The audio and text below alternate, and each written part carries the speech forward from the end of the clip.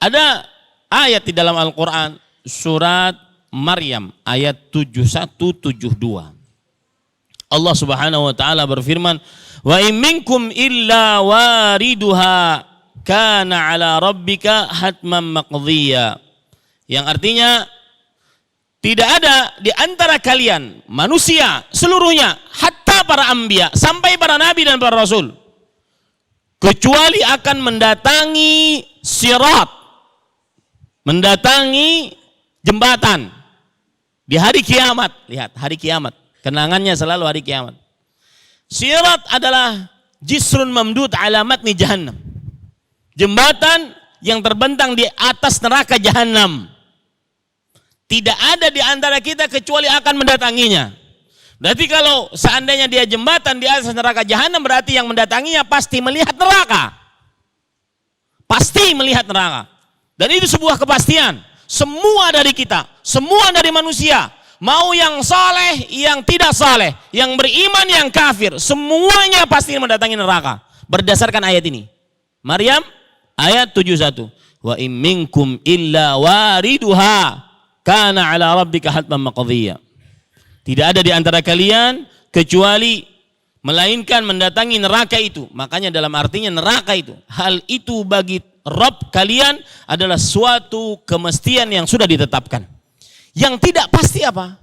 Tsumma nunajjil ladzina taqaw. Ayat selanjutnya yang belum pasti. Kemudian kami selamatkan orang-orang yang bertakwa. Ini yang belum pasti. Apakah kita termasuk yang diselamatkan? Berdasarkan ayat ini, lihat Anda tafsiran ayat ini dalam tafsir Imam Ibnu Katsir rahimahullah. Ada seorang sahabat Nabi yang bernama Abdullah bin Rawahah radhiyallahu anhu. Beliau tidur di pangkuan istrinya. Kemudian beliau menangis. Melihat suaminya menangis, sang istri tanpa tanya ikut menangis. Melihat istrinya menangis tanpa sebab, maka sang suami bertanya kepada istrinya, "Ma abkait?"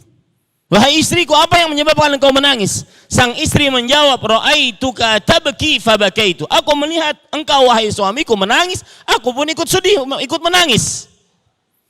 Maka kata Abdullah bin Rawahah radhiyallahu anhu, "Ukhbirna anna waridiyah wa lam nukhbar annana najina minha."